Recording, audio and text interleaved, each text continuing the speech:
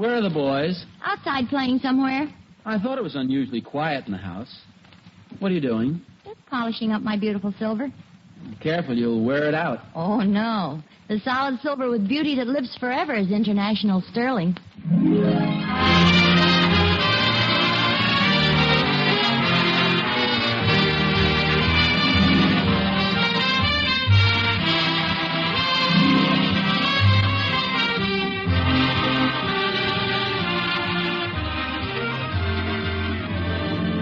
The solid silver with beauty that lives forever is International Sterling. From Hollywood, International Silver Company, creators of International Sterling, presents The Adventures of Ozzie and Harriet, starring America's favorite young couple, Ozzie Nelson and Harriet Hilliard.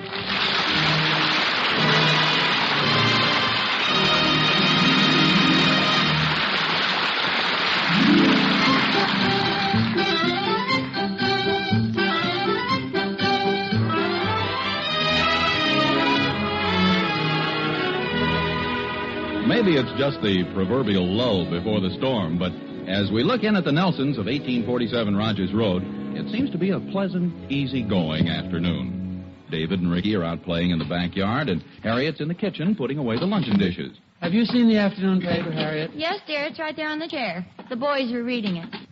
Say, while you're out here, do you suppose you could fix the breakfast nook table?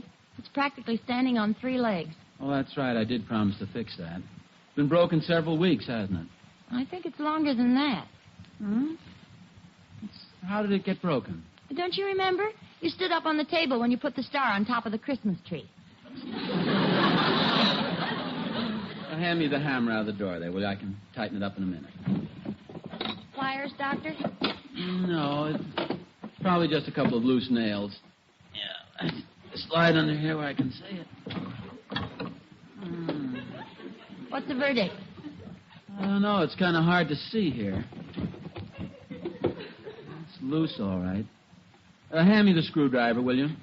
What are you doing, Pop? Just fixing the table leg. Can we help you, Pop? Hand Daddy the screwdriver, Ricky. Now, don't crawl under here, boys. There isn't room enough for the 3 of us. We can hold it up for you. The telephone, Harriet. Yeah, I'll get it, dear. Guys, this is neat. Just like a little house. Quit shoving, Ricky. David, I can't work under here with you guys Ow! Who's pulling my hair? Nobody, Pop. You got it stuck on the gum. Ricky, I can't see through the back of your head. Hey, look, Ricky, here's the tennis ball we've been looking for. Hey, look out, will you, David? I want to get out of here. Aren't you going to fix it, Pop? I can't right now. I'll have to get some screws at the hardware store. I don't know why you guys had to come pushing in here when I was trying to work. What are you going to do, Pop? I might as well read the paper. Can't fix a table without the screws. Couldn't anyway with you guys messing around. With you, Barbara, if we could get the other members to see it that way. Throw me the ball, Ricky. Boys, your mother's trying to talk on the telephone. Why don't you play outside? Come on, let's go upstairs. You run up the stairs and bounce the ball down. Excuse me, Barbara. Boys, go upstairs. I can't hear a thing. David's making all the noise. Yeah, that's right. All right, fellas, all right. Come on, outside. Hello, Barbara. Huh? That's going out the door. Where's the sports page? Oh, never mind. Here it is. Here we go, Ricky. Hello, Barbara. Hello, Barbara? She must have hung up. What an uproar. You enjoying your sports page, dear? Oh, yes, very much. What's the football lineup? I'm not sure, but I think Notre Dame is playing tennis with Barbara.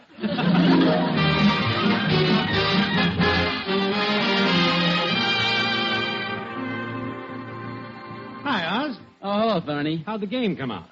What game is that? The football game you and the boys were playing in your living room.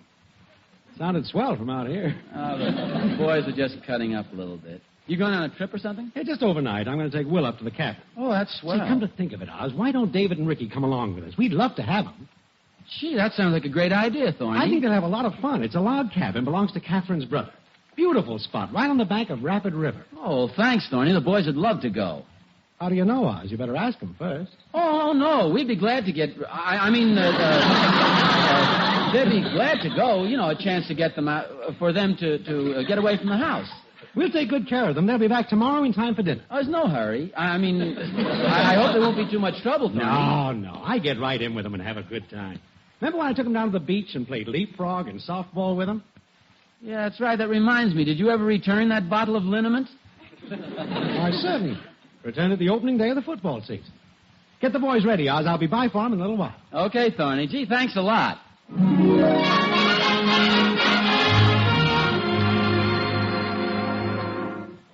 Boys, David, Ricky. Anything wrong, dear? No, I've got some great news for the boys. What is it, Pop? Oh, this is a big surprise. You'll never guess what it is, fellas. Something to eat? No, it's much better than that. Mr. Thornberry and Will have invited you guys to spend the night in a real log cabin up at Rapid River. Oh, it sounds very nice. Aren't you guys paying attention? I said you've been invited to spend... Yeah, I know, Pop, but golly, I'm supposed to play football tomorrow. But you can play football any day. But you don't understand, Pop. I'm quarterback. Besides, I gotta meet Louise in the morning. He's gotta meet Louise, sissy. I am not a sissy. You aren't, too. I always see you teasing her. That's what I gotta meet her about. We're gonna fight it out. Oh, now listen, boys. These things aren't so important that you can pass them up to spend the night at a cabin and have a good time with Will and Mr. Thornberry.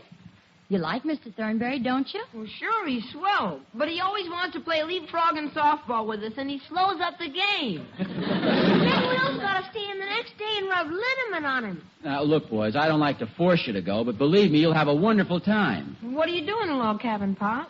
What do you do in a log cabin? There are all kinds of things you can do in a log cabin. There's probably a big fireplace and a huge log blazing, and you probably have popcorn and apples. And that sound good? Yeah, that sounds good. It's real fun. And then when you go to bed, you can probably have a pillow fight, throw the pillows around, jump up and down on the beds, feathers flying all around. Can we do that? Of course. Did you ask Mr. Thornberry? Well, I didn't ask him in so many words, but you know how happy and good-natured Mr. Thornberry is. Okay, Pop, we'll go. Okay, Ricky? Sure, we'll go if you want us to, Pop. Well, it's not that I want you to. I just don't want you to miss such a good time. I'll tell you something else. You can use my small suitcase if you want to. Can we, Pop? Hi, that'll be neat. Come on, Ricky, let's pack our stuff. What's all the excitement all of a sudden? We're going to use Pop's suitcase. Oh, it's very interesting. So they finally decided to go, huh? Yeah, you know how kids are. Oh, that was nice of Thorny to invite them. I hope they behave themselves. Oh, they will. It'll be sort of pleasant to have the house just to the two of us for a change, won't it? Only one thing worries me. What'll we do for noise? I can crack my knuckles. It'll be kind of nice at that. An evening with just the two of us. Kind of romantic. Yeah. It'll be a little like when we were first married. Just the two of us. Of course, if it were anybody but Thorny, I'd hesitate about letting the boys go. Oh, sure, but you know Thorny. He's dependable and steady as a rock. They're safe as can be with old Thorny. Where would you like to go tonight? Say, Mom, where's my Boy Scout compass? In the box on the top shelf of the closet. Oh, I don't know, dear. Personally, I'd rather stay home. Why don't we do that? I'll cook one of your favorite meals, and we can have dinner by candlelight. Doesn't that sound nice? As a matter of fact, it does. I'll put on some soft Viennese waltz music. We'll face the marriage license to the wall.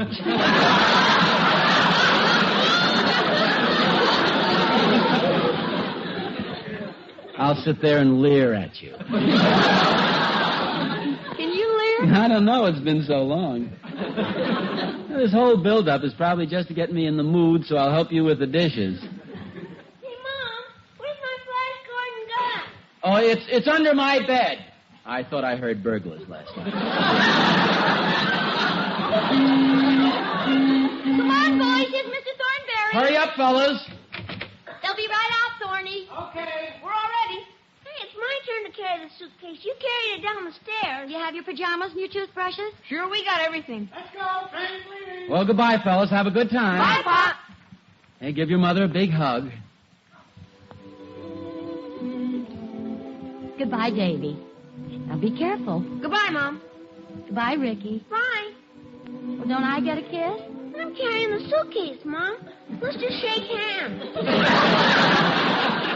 Well, goodbye. Bye, Mom. Take it easy now, Thorny. Don't worry, Al. Hurry up, Ricky. Look at the size of those guys. Boy, it's going to be awful lonesome around here. Oh, don't be silly, dear. They'll only be gone overnight. Bye. Bye, boys. Harriet, wave to them. Goodbye. Well, let's go inside, dear. I think it's going to rain. There's a big drop of water on your cheek.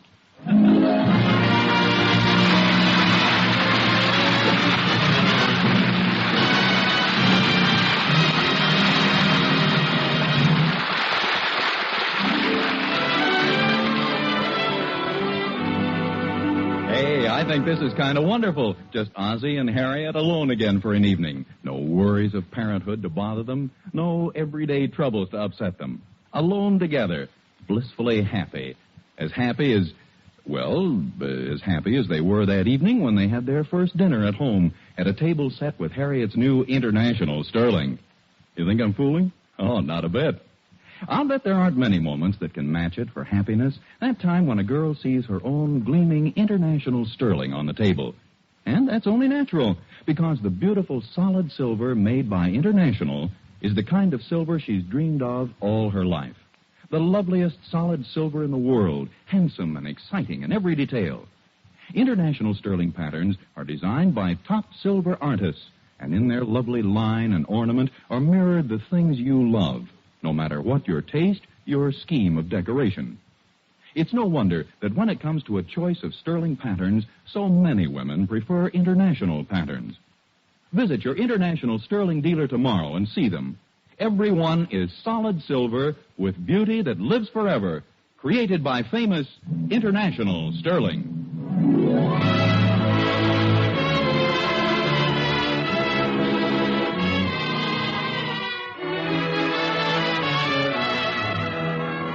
Yes, David and Ricky have gone visiting for the night. And over the Nelson household hangs a strange and unaccustomed atmosphere of peace and quiet. Well, it's so quiet, in fact, I can't tell where Ozzie and Harriet are. There's no one in the living room. Hey, wait a minute. What's that I smell? Oh, what a heavenly and delectable odor. Harriet must be in the kitchen. Uh-oh, there's Ozzie. He smells it, too.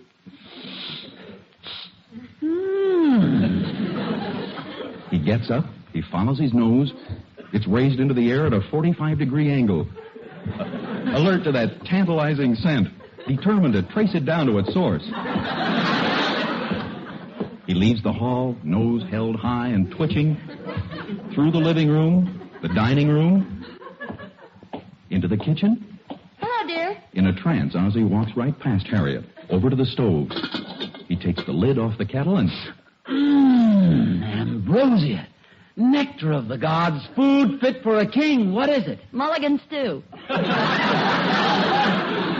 Can't spoil my appetite. It smells delicious. No, dear, Mulligan stew. Remember the stew I made for you before we were married? Oh, sure. And after we were married. We had it practically every night the first year. Well, vegetables and stew meat were cheap. Besides, it was the only thing I knew how to cook. Oh, what difference did that make? I had mulligan stew and you. Well, now get out of the kitchen. Dinner isn't ready yet. I can remember the first time you made it. I was visiting you, and your mother went upstairs and let you have the kitchen. I remember. You cut up the beef. You peeled the potatoes. You sliced the carrots. Oh, they're wonderful memories, aren't they? Oh, mulligan stew. I was holding your hand when I took my first taste. And then you let go of it and didn't stop eating for 40 minutes. Wait a minute, I have a wonderful idea. Don't go away, stand right there. I have to stand here and stir the stew. You know what I'm going to do? I'm going out and buy you a beautiful orchid. Oh, darling, you shouldn't. But go ahead. You're beautiful standing there. I just want to drink you in. You're drinking in a little mulligan stew at the same time, aren't you?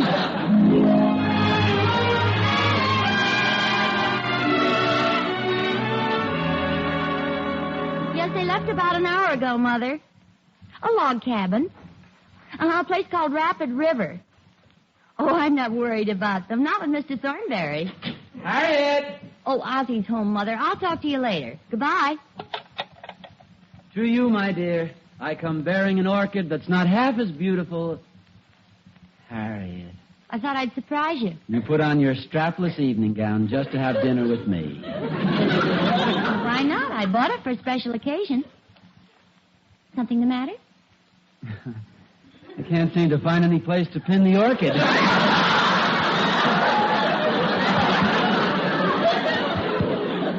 Do I get some Scotch tape? Don't be so silly. Give it to me. Oh, well, I'll think of something. Hey, wait a minute. If you're going to wear a formal dress, what about me? I don't have one to fit you. I know what I'll do. Where's my tuxedo? Oh, Ozzie, do you mean you'd break down and put on your tuxedo? Well, of course. If my wife can go to all the trouble... What's the matter? Nothing, really. Well, something seems to be bothering you. How did you get snapped up in the back all by yourself? How do you suppose a girl gets snapped up in the back before she's married? Don't think that thought hasn't occurred to me.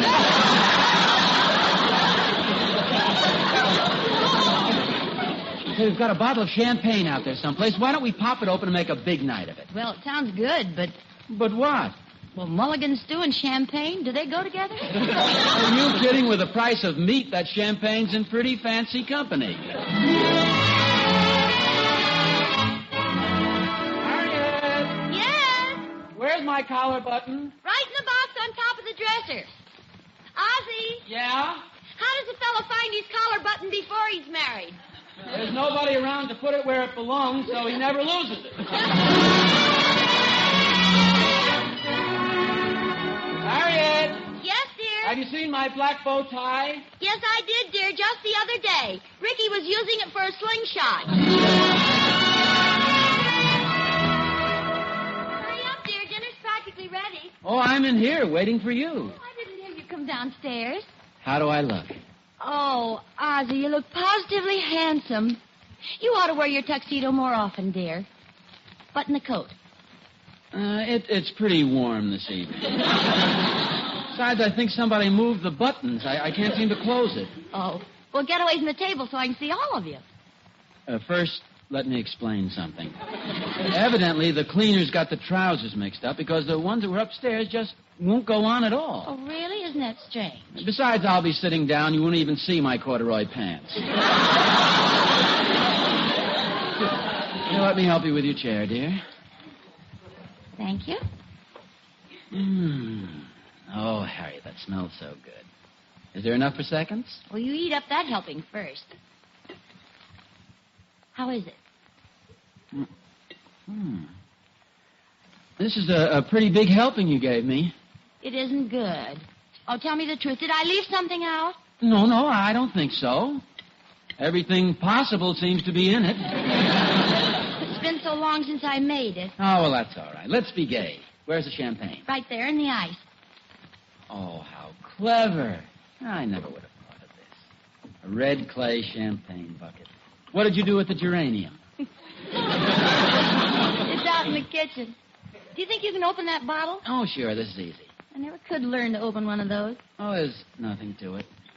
Just take these wires off. Ew, my finger. No, here, I brought the pliers just in case. Oh, thank you. And you cut this heavy tin foil. Ow, boy, it's sharp. And you get a firm grip on the cork. You twist it and start pulling gently. Gently is the trick. Very carefully. Oh, look out, it's going all over. Stick yourself in Here, it. give me the soup plate. Where did the cork go? The last I saw it was headed for the living room. That's pretty powerful champagne. Oh, well, there's a little left here.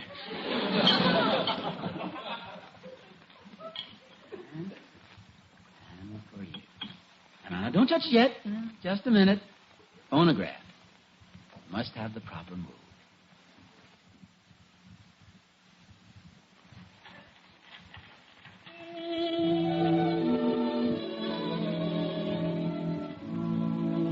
Oh, that's beautiful, dear. May I propose a toast to Harriet? She walks in beauty like the night of cloudless climes and starry skies. And all that's best of dark and bright meet in her aspect and her eyes. I think you're pretty, too. Here's happiness.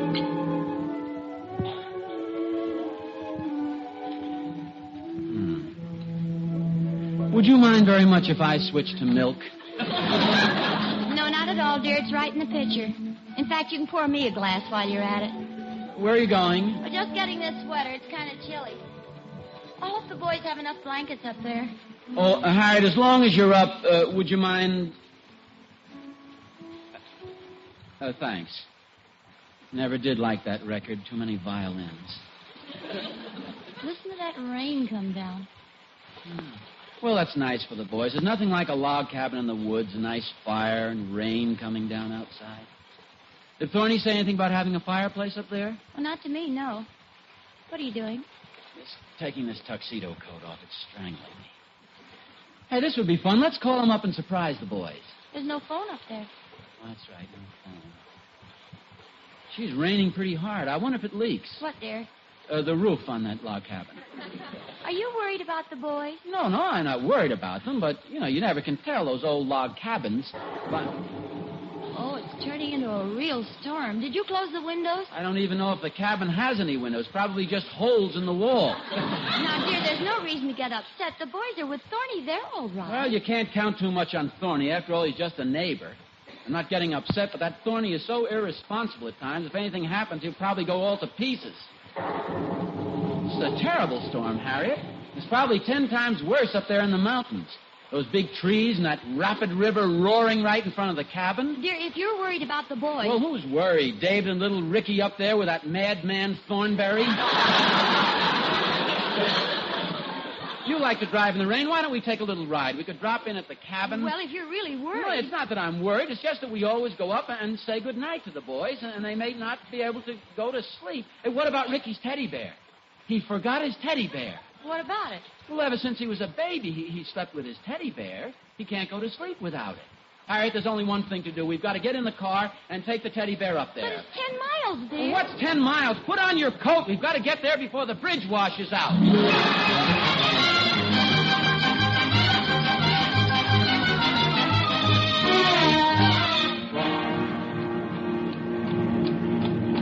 Poor little Ricky. I don't know why I didn't think of the teddy bear before. He'll never go to sleep without it. How he loves that teddy bear. Remember when he chewed an ear off it and we found him eating the sawdust? I also remember you stuffing it full of cornflakes. Yeah, well, I figured if he's going to eat it, he might as well get some nourishment. Oh, by the way, you can shut off the windshield wiper. It stopped raining. Probably just a lull in the storm. When do we reach this rapid river? I don't know. Thorny said it followed the road. Well, that must be it down there, dear. Doesn't look very rapid. There's not a drop of water in sight. Well, where's the river? Gee, and now the moon is coming out. What's wrong with the climate around here, anyway? Oh, slow down, dear. Isn't that Thorny's car beside that cottage? Oh, yeah. Say, that must be the cabin. Oh, this is a beautiful little place. Seems very quiet. The whole neighborhood's quiet. And don't forget the teddy bear. Everybody must be sleeping. Ozzie. All of a sudden, I feel silly. Me too. Let's go home, shall we? You took the words right out of my mouth. Harriet, Yes? if you don't tell anybody we were here, I won't either. What's the deal? The car's over this way. No, it isn't, dear. I can see in the dark. Look out, the trash can!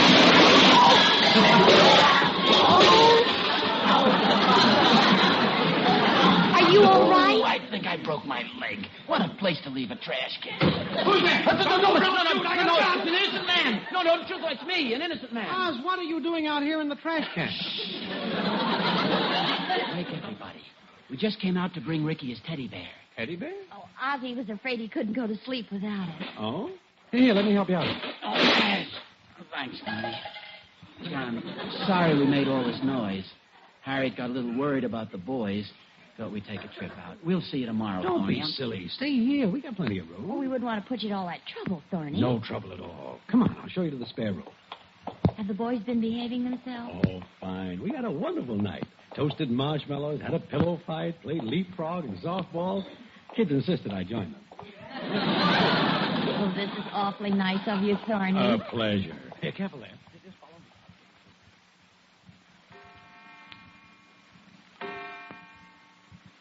me. you going, dear? Oh, I'm sorry. I thought you were asleep. I'm going to take this teddy bear to Ricky. I'm afraid he's lying awake in there. Oh, well, hurry back there and be as quiet as you can.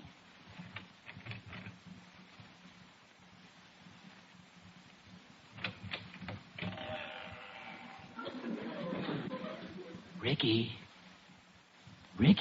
What's the matter, Pop? Oh, I'm sorry, Dave. Just go back to sleep, son. I thought you were Ricky. Where is he? Over there by the window. Oh, yes, go back to sleep, son. Ricky. Ricky. Daddy. Wake up, Ricky. Wake up. Wake up. Help! What's that other little baby on? No, it's Daddy. No, it's all right. Ricky, it's Daddy. It's Daddy, see? This is your little teddy bear. No. Help, a bear. It's your teddy bear. No. Quiet. It's your teddy bear.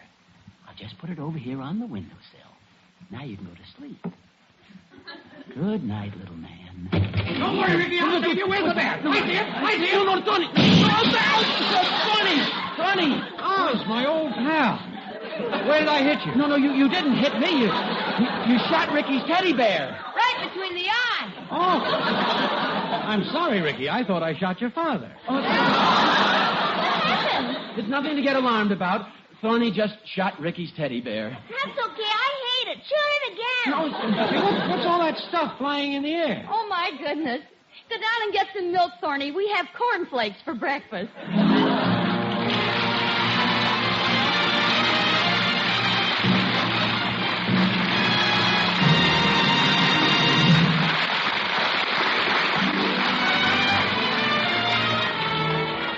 Well, you know what they say. There's no place like home, even if it's somebody else's home, and it takes you all night to make up your mind to get there. You know, it's a funny thing about a home, Mr. Smith. No matter what its outer appearances are, it sometimes takes only one little thing to make it seem almost perfect. Like David and Ricky and Harriet and Ozzie all being together as they are now. Mm-hmm. And it works in other ways, too. Like when we had to live in a trailer before we found a house a few months ago. That trailer wasn't very much like the home I had in mind. But every time I set the table with my international sterling silver, I somehow felt much better about it. Well, it does make a difference when you have international sterling on the table. There's a kind of magic about it that makes everything gleam with a sort of dignity and stature. You mind if I ask what international pattern you have, by the way? It's Prelude. And you can put me down as saying it's the loveliest pattern there is. It's so graceful and delicate, and those tiny flowers carved at the top of the handle are beautiful. Oh, I agree. And, of course, Prelude is amazingly easy to buy, just the way all international sterling patterns are. Your international dealer will gladly arrange a helpful payment plan suited to your budget. And then there's the very wonderful fact that international sterling prices haven't been raised. Unlike many other makes, international sterling costs no more than in 1944. So every woman who's thinking of buying her silver should certainly see international sterling, the solid silver with beauty that lives forever.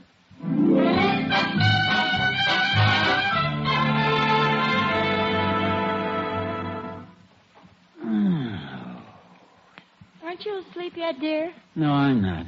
I don't know what it is. The bed and everything is comfortable, but I just can't get to sleep. Oh, of course you can't. Oh, I'm so sorry, dear. I brought it along and then forgot to tell you. What are you talking about? Your hot water bottle. It's right there on the chair.